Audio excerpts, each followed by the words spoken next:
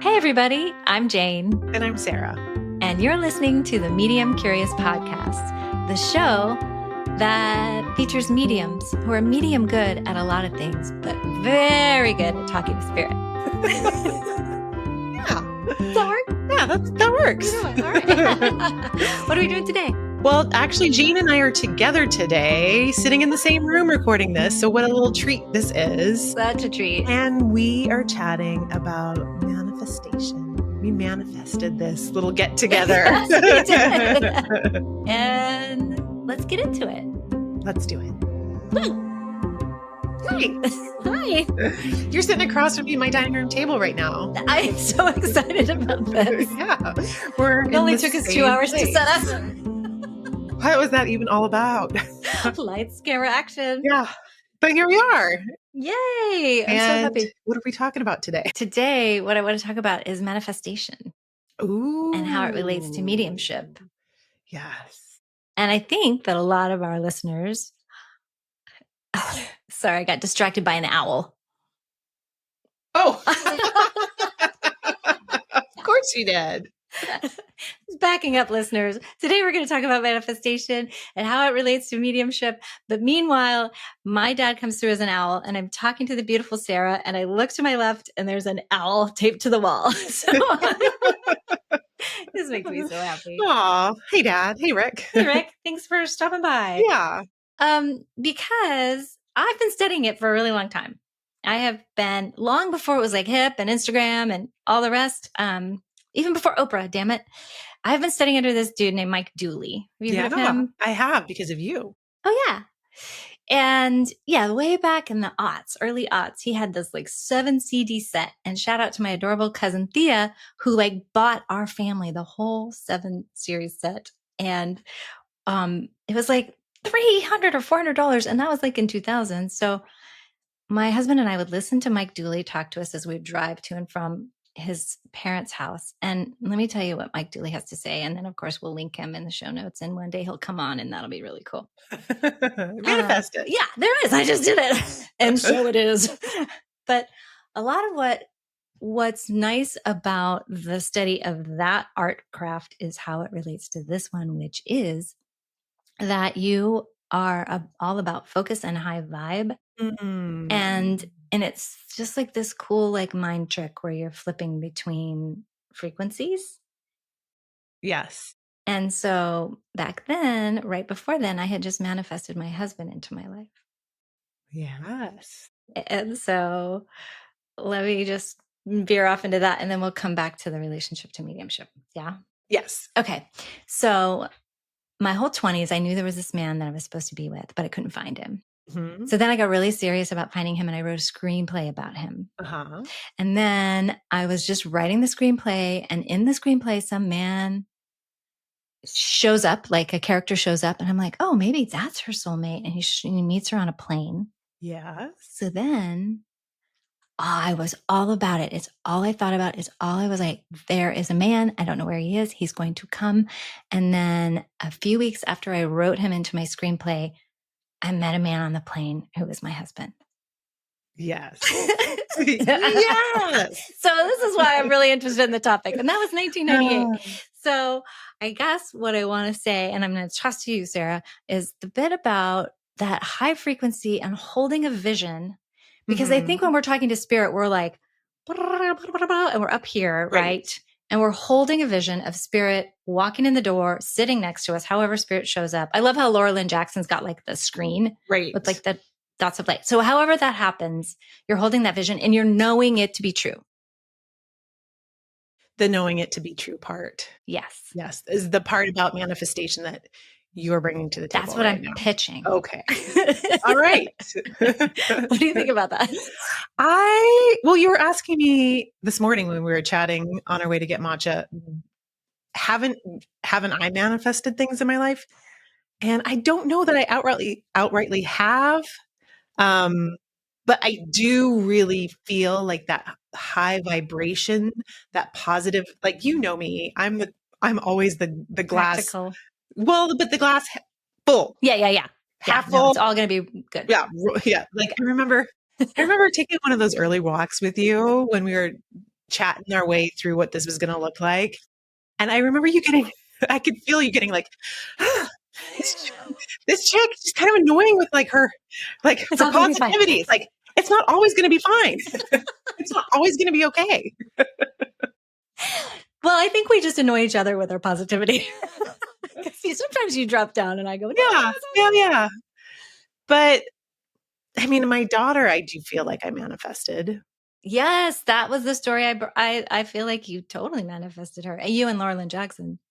Well, she was able to tell me that the picture I had in my mind of what I wanted was going to happen. So no. Wait, sorry. We have to back up again. And I know we've told this story on this podcast, but there's plenty of people who haven't heard that episode. So start at the top. Well, I think most people in this podcast have met Eliza from was it the first season? I can't remember. 9. Oh, you're so good. So she lost her son, Caleb, and she needed me to have another baby with her because we had our first 2 kids together. And she needed you to have another. Right. And, I had just come to the terms with, okay, I'm going to have 2 kids. They're both boys. I've always wanted a daughter, but it just didn't seem logical for us to have a 3rd child. I was already getting close to being 40, and it just didn't make sense. Our family felt whole, but it didn't. Yeah. So we were at a wedding with Laura Lynn Jackson, and Eliza dragged me and my husband David over to her and said, you need to convince Sarah to have another baby with me. So you need to convince her husband to have another baby. So she does this spontaneous reading, brings through my husband's dad, tells us that this girl is on her way. A girl is on the way.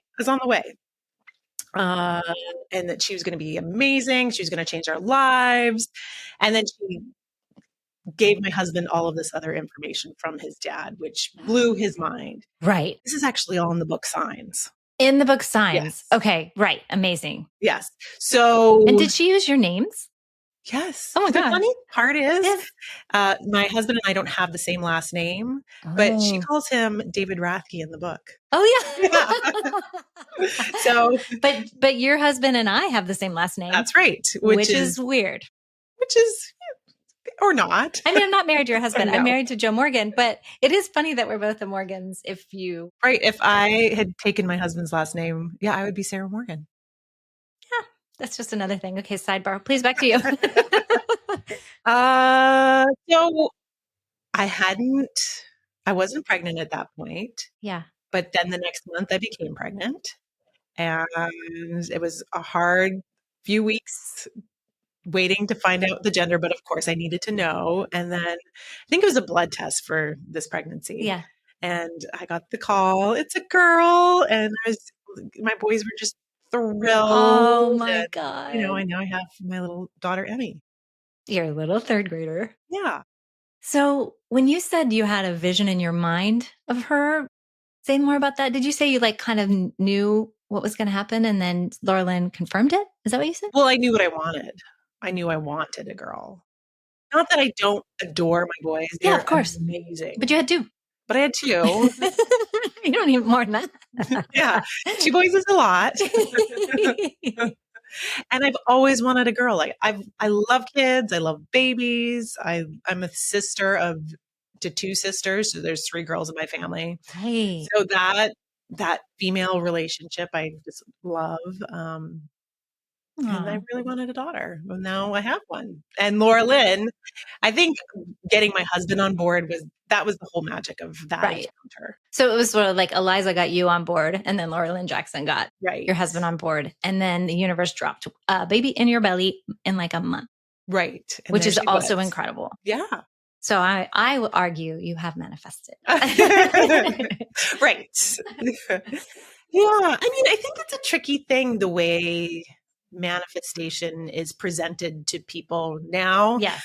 I do get a little bit worried that it feels kind of complicated. Like there could be a lot of negative that negative self-talk, if you aren't getting what you want, if you aren't manifesting what it is that you really desire, I think it's like that falls into that purview of toxic positivity. Like you're not positive enough. You're not desiring it the right way. I see. So that's sort of the danger in your mind. That's right.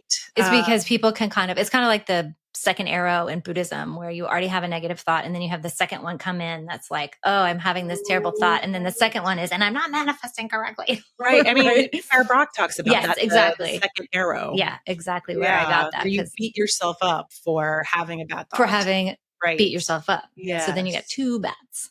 Yeah. Okay. So wait, I love that you're talking about the kind, because like there's only 1,422 influencers who make money talking about manifestation, right? Like it's such a hot topic. And again, I liken to Mike Dooley, the OG, and I want to share a little bit of like, well, there's Esther Hicks too. Oh my gosh, of course. She's really Abraham. She and Jerry really were the OG. Right. And that's not even true because Neville Goddard. Thank you. Yes. Nice. I know. Woo, good team. So this is obviously something that has been in circulation in our society multiple times. Right. And it's interesting because the Neville Goddard area, and for those who don't know who that is, he was a speaker and an author, and he talked about all these principles in a very similar way than we're hearing about from like the super hot chicks on Instagram. Like it's actually all the same talk, which is aligning with divine law. Mm-hmm. And his writing is very beautiful, very poetic. And when you read it, it does like almost, it's sort of like reading the books takes you right into that state, which is super cool. But, so back then there was a lot of spiritualism. There was a lot of people who were doing seances. Like it was way more accepted, I guess, I feel in the same era. So cut to now where I feel like we're all back. Like we're all talking about it again. Like all of that sort of, I don't know what I want to call it, but there was a little dampening of the magic for a bunch of years. The 60s exploded again. Was it the 80s? I want to say it was the 80s and the 90s. Was it capitalism? Yeah. Although there's a lot of manifestation in that. Yeah, it is interesting. I think it's putting the spirit back into it. I think that has a lot to. That's how I'm considering my own manifestation. I don't even like to. I don't even know. I don't. You don't seem to like the word, huh? Maybe not, but I think there's I think I would just prefer to run a high vibe all the time. Yeah. And go with the flow. And I think the problem for me that comes up when I'm thinking about manifesting really hard is like it feels effortful. You know what I mean? Oh. Instead of being in the perspective of constant ease and flow and alignment. And when I'm headed towards the things that inspire me and make me feel expansive, then it's not, I have this big, huge desire to meet. It's just, I'm expanding and I'm going with the flow. Oh, there's that word. I am moving in the direction of my desire, even if it's not on a vision board. On a vision board, which I've never made. So. I've made so many. I was going to make one last night. and for fun, I want to share that my dear friend Shannon and I made a vision board, and it was like on this particular new moon that was supposed to be really juicy. And she and I printed off a bunch of stuff on the internet and cut it out and put it in a frame. And I did notice that there's like a particular number. I was like, I want this number like in my sort of whatever. And about a year later, I looked up and I had that number. So cool. Crazy, right? That is cool. Yeah, but it was like, and I had no idea the events that were going to come to pass in my life so that number would appear. And so now it's like in a frame on my wall, and I want to go up there and just amend it with a Sharpie. Next. But it is pretty powerful. That is very powerful. But also the vision board, one of the ones that I really remember was sitting with a bunch of women, manifesting and having fun with, as we had the Esther Hicks book out. What's that one called? It's like blue and red and yellow. And it's kind of one of one of her bigger titles. I wish I had it in front of me. But and then we were doing like the exercises out of the book. And so there's like kind of a God box exercise. Yeah. And the thing I'm going to say about it is part of what's cool about like a vision board or even just thinking about it is getting excited about it. Right. And Esther talks about that all the time. Like, and knowing what it is that you want. Right. Because otherwise you may. Getting specific about what it is that you want. So maybe I have manifested. I just hasn't been within that framework of I'm manifesting. Here I go. Yeah. Well, that's true. You don't want to do it like that. Oh my God, I'm manifesting right now. Right. Yeah. But this really cool thing happened. This was back when I lived in Los Angeles, and I was sitting with this woman named Felicia Day, who a lot of the listeners will know who she is. And we manifested a show. Like, it was the craziest thing. And then like 5 months later, we were all shooting a show in our home, a lot like this moment, Sarah. And that went on to be this like one of the most successful web series of all time. And I directed her in it. It was her script. And then I moved on to direct commercials and other stuff. And she went on to continue with my friend Kim to make like 5 more seasons of that show. But it all came out of sitting on my tiny living room floor with my dog Bongo, cutting out and like just. Well, hey, Jane, if you're going to drag me along on your manifestation, I am so for it. Okay. I'll just pull me along. I have a number in my mind. I need 5,000 subscribers. Yay. Okay. So we'll let y'all know when that happens. Coming soon, please. And thank you. I think that's interesting because then we have 2 different ways of going about being happy in our life, right? Yeah. I think that's interesting though, the way you just said that. Like, does manifestation practices make you happy? Right. I'm just kind of the mindset of just being happy all the time. That's true. Yeah. That is how you roll. And I think if I'm happy all the time, then I just naturally draw to me more happiness. Yeah. Well, and that's the same thing so bringing it back to mediumship, having that high vibe is what allows you to match the vibration of spirit. Right. And being in that high vibe draws spirit to you. You know, I was thinking about it. Like, there's a lot of people that really want to have these mystical experiences, like mediumship, talking to their guide. Right. But I think a lot of people have a lot of fear and they're not even aware of it. Yeah. You know, there's so much fear because of maybe religious upbringing or dogmatic belief systems or TV movies, series, spooky music, Halloween. Right. And I think for me recently, I've just been kind of floating. Who's that? I don't know. Siri. Siri is spirit spelled backwards. Just kidding. It's not. Oh, it's in there. Something's in there. She wants to talk to you. Yeah. My kids set her to Australian accent or yeah. Okay, Siri. What were you saying? I don't know. Well, I kind of wanted to talk about the not happy times because I, for example, had a really unhappy moment yesterday. So that isn't like, it isn't like, okay, now I have a manifestation practice where I think about this and then I'm never, ever unhappy. Yeah. And that's one of the things I like about, and I'm going to bring it back to Dooley, is his whole thing is thoughts become things. Yeah. Think the good one. Absolutely. So it's really just a function of having the capacity to dial your thoughts to a different place. Right. Like recently, like I've had this thought in my head ever since I quit my job, which was just, as we all know, anyone who's listened to any of these episodes, that it's been like a free fall of sometimes panic and sometimes just utter joy. Depends on the day. And yesterday was a little bit more terror. Something like being back here and whatnot. So it's just like this dance that I'm doing. And the thought that I've had ever since is, you're doing great. Oh, and I feel like it's my guides. Like it's sort of outside of me, but this voice will be like, you're doing great. Right. You're doing great. Yeah. And the last couple of weeks, it's been, I don't care. Oh. Yeah. And then that's me. That's like my ego me. Huh. And I've been just really struggling, like Right. really pretty dark. I mean, I think it's really important to listen to your voices and being aware of like, who is that? What is that? Yeah.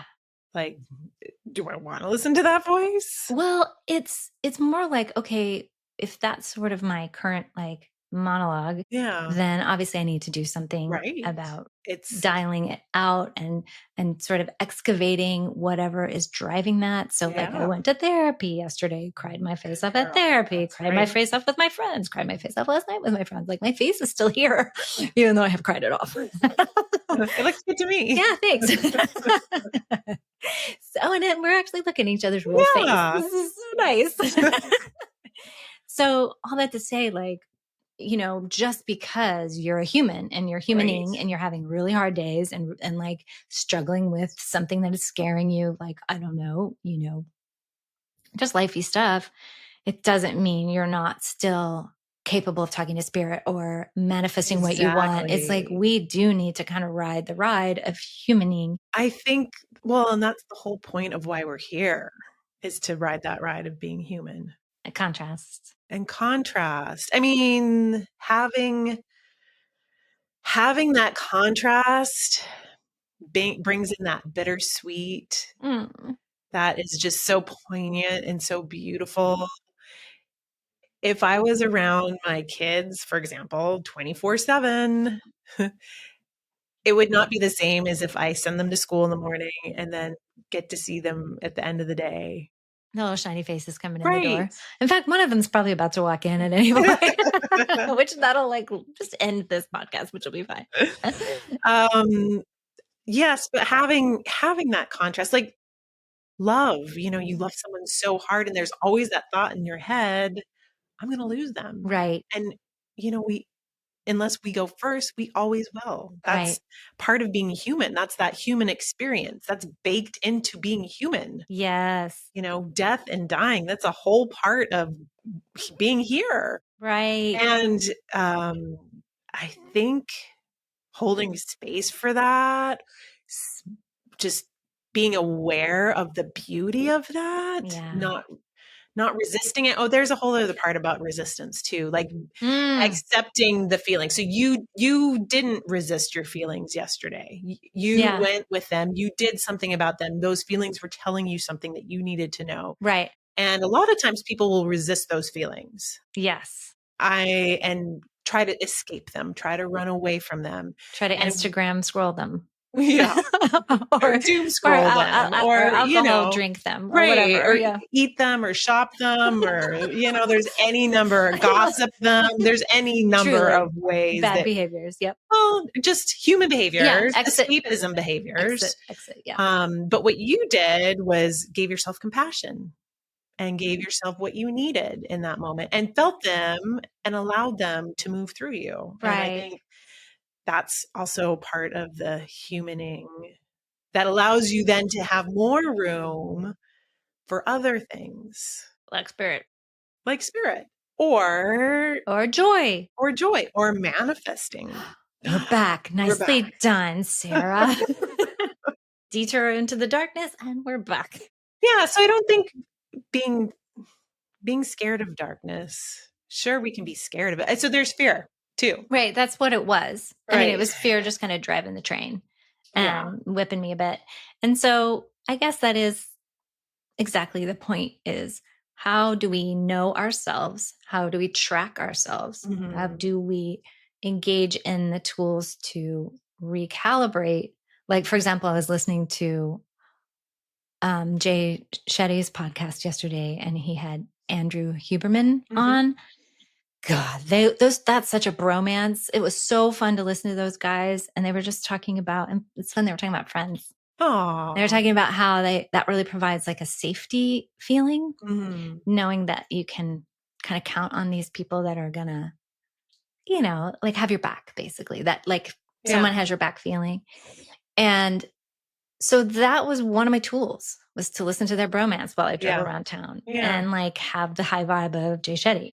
Yeah. Or, like I said, I had therapy, but of course, nature, I just like jump into nature anytime things start to get too low, and nature wants to just like make out with us. Like it's crazy. Yeah. Like, and in fact, I brought through a channel of Michael the other day. I like how I said that so casually. Michael who? The AA Mike, Archangel Mike. Oh, la la. He was talking about how nature loves us, which was so cute, because it was always like, you forest bathe and sort of you go and get from nature. But he was like, nature loves us. Yeah. And then it was so cute. We were sitting at matcha and these flowers were next to me, and Sarah was like, these flowers love you. And I feel like they're like reaching out, just like, pay attention to me, Jane. Pay attention to me, Jane. Look at me, babe. Just look at me. They were like jumping towards you. Okay. Now I'm really sounding crazy, but yeah. But I like what Mary said in the Mary Greasy podcast, where she was like, but this is a medium podcast. So that's right. Okay. All right. There we go. We just released that one today. So shout out to Mary. We love you. One thing I think we did want to bring into this conversation, which we'll go deeper with a guest, is on divine timing. Oh, yeah. Because it does kind of go hand in hand with manifestation, because you want something, you want something, you want something, you want something, you want something. Like, for example, in my whole 20s, I wanted my husband. I was like, where are you? Yeah. And then it wasn't until I was 27, Saturn return, when the dude showed up. Right. So because you actually were then ready for the dude. Exactly. Right. Because I had my heart broken, or I had broken a heart, or whatever. I had done some of the inner work. I was already with a therapist. Yeah. So, like we don't know what we don't know. Yeah. So that's where I enjoy the ease and the flow. And that also needs to be accompanied with surrender and trust and faith. Yeah. The big three. Yeah. Yeah. That also, like, it's also nice to know that spirit has my back. I feel that. I get the signs, I get the synchronicities. I may not know how things are going to end up or turn out, or what the end of the story is, but I do trust that as I'm trying my best and I'm showing up, that the universe, that spirit has my best interest. And I'm not sure what my best interests always are. Right. Because you're not a control freak like your friend Jane. I can be. I totally can be. Yeah, I think that's part of the dance too, is like, and part of the whole manifestation topic of like, you think you know what you want. Right. But like the Rolling Stones said, you might not get what you want, but you get what you need. Oh, that is so good. It's so good. I've always listened to that song and been like, oh, somebody so knows deep. What's up. Yeah. Some spiritual. I mean, I look back at some of the things that I really wanted in my early adulthood. Yeah. And if I'd gotten them, and I was really working hard to get them. Yeah. If I'd gotten them, I'd have a very different life. Maybe not the life that I'm leading now, that I'm very happy in. Kind of nice to be at an age where I'm like, or not, or maybe, or whatever. Like just the feeling of adventure. That's something that kind of came online yesterday when I got out of a little bit of the like heavy fog I was in. Right. I was like, well, maybe it's just an adventure, and maybe we don't get to know. And then like, I think taking that perspective is really soothing and really helpful. Yeah. And also, can I bring to it curiosity? What? Sarah. I think that bringing that curiosity to the adventure, and just like, oh, this is so interesting. Yeah. It's not good. It's not bad. Right. Interesting. Being careful not to label something bad, being careful, and just how you look at things, your perspective on them. Okay, but before we close, I want to bring one of the tools that I thought would be super cool from the Dooley world. Okay.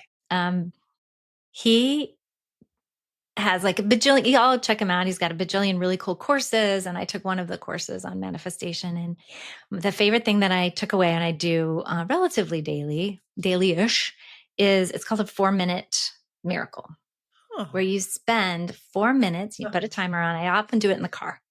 You spend 4 minutes like living in your best life.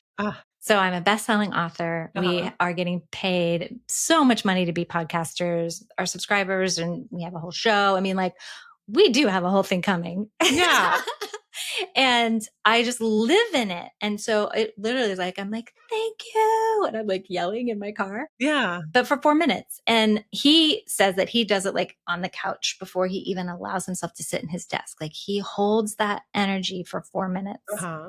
And if nothing else, it's really fun. Yeah. And I've had a lot of like hilarious dudes in trucks shocking me because I'm yelling about joy. You're blissed out. I'm blissed out and light shining out. Oh, of my that's so interesting. Okay. I mean, I have not tried that. Yeah. My whole approach is just to feel blissed out for 4 minutes. Well, you are blissed out for 44 minutes, for 444 minutes. Like this is just your usual state. So I don't think this is like news for you, but those of us who have a bunch of planets in the 12th house of something or other, it's not just, an astrologer. It's just interesting. So maybe I will try to manifest something, thinking of something that I really want. Yeah. And then we can report back to our listeners. Okay. Let's both pick a thing today. Okay. Yeah. I don't know why I feel resistant to that. It's so cute. Your face just shut down. I know. I'm just like thinking about it because I don't know. I just feel so happy walking down the street to get my kids. This may not be the practice that you need, my friend. I think what we can bring to this conversation is that there is no one way to do something. There's no one way to have a happy life. Yeah. There is no one way to have success, to have manifestation, to have everything that your little heart desires. There's many ways of going about it. But what I think manifesting through visualization of what you want and coupling that with a high vibration of gratitude and peace and happiness it's a key to even being happy in that moment. Right. And then it becomes more of the adventure concept. Like, well, at least for those 4 minutes, I was rocking it out. And whether that all comes to pass or not, it was a way to like be actually of service to the world, because when we're in a higher vibe. I think that's something else to note as well. Yeah. Being of service to the world by being your best self. When you encounter suffering, which is all around us all the time. Truly. It's really hard to be around that and not to feel like you should be suffering too. You know what I mean? Right. So when you see suffering, when you see all of these things happening to people, you want to get down on your level and you want to sit in that suffering with them. Right. But what I would like to offer is holding the space for them and still maintaining that high vibration, because maintaining that high vibration might pull them up. Right. As opposed to like sitting in that suffering with them. And you can still be with them. You can still be in that space with someone who's suffering. Yeah. And still maintain a high vibration. Well, that's like a whole other topic, which we will have to do at some point. Is boundaries, is like energetic boundaries, right? Like you're holding your own energetic, but yet you're still 100% present for them. Right. And that's a whole big skill. Yeah. Yeah. To not kind of get tanked by other people's emotions and stuff, especially because we're all sensitive, and probably most of our listeners listening are highly sensitive people. And so that's just, we'll just have to do that another day. Right. That is boundaries, right? Oh yeah. Yeah. I mean, it's kind of all the boundaries, but energetic boundaries. And like, it's back to the same thing we said kind of early on. Like, do you know thyself? And then you would know that you are being influenced. It's sort of like if you are the color blue and suddenly you're feeling purple, you're like, hold on, some red got in here. Yeah. You know what I mean? Or I like that. Yeah. Or you're a tone and suddenly your pitch changes. It's like, well, that's not me. That's right. So like knowing yourself and knowing your song or your sound or your whatever, and figuring out what you need to do to get back on track, get back to your normal state. I like that. What you need to do, like walking along, going to get the kids. Yeah. I mean, for me, it's going to bed early.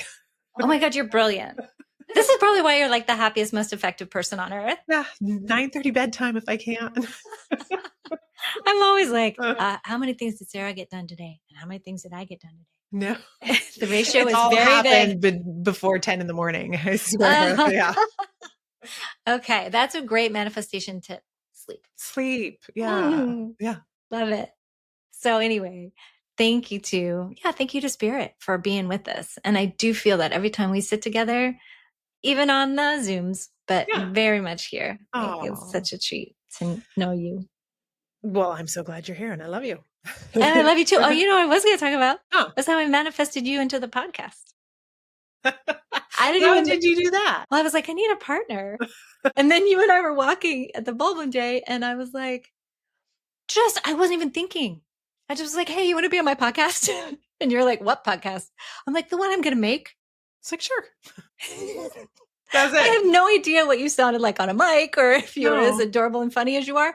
I had no idea. I just spoke it.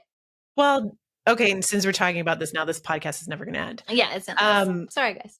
I remember, I don't think we've talked about this yet. I remember coming out of an exercise class during COVID and you were there across the street and I had my mask on and I'm yelling at you. And I had my mask on. And you're like, who is this crazy lady yelling at me?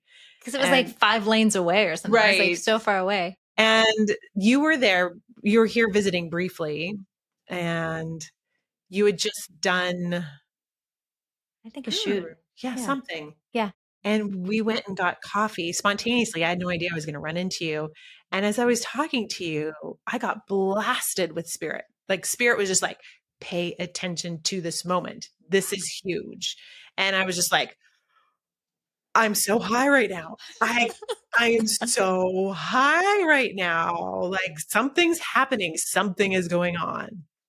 And I think later after that, you were like, let's do it. Let's make a podcast. So wow. Yeah. So now we're going to figure out all the divine timings and all the crazy synchronicities. And then we have been slowly figuring out the synchronicities, like the same last name, weird. And our son would have been the same name, weird. Like we have a lot of crazy synchronicities. We do have a lot of crazy synchronicities. Especially the part where everyone my whole life thought my name was Sarah. Oh, that's wild. I know. And I would be like with an H, right? Yeah. And they'd be like, yeah. And I'd be like, I like that way. Well, and here you are. Okay, we really are going to end. We really are going to close. Okay. We're not going to drag this any longer. But we love you guys. Thank you for being with us. We just need 5,000 subscribers. Right. And we only So all you have to do is just download. All you have to do is tell 5 people. Yeah. And download your episodes. Download your episodes, tell 5 people, and know that we love you and that we are working on, oh my gosh, an amazing guest came through today. I haven't even told you yet. No. All right. Okay. We'll see you later. Okay. Bye. Love you. Medium Curious is made possible by Jane Morgan Editing. Sarah Rathke made the amazing music. And Gigi Hawkins, Podcast Consulting. Our logo was created by Eric Allen. Mix by Podcast Engineers. Kyle Hansen McKee, Photography. And the dogs under the desk in Hawaii are Kalea and Domino. And Trixie in California.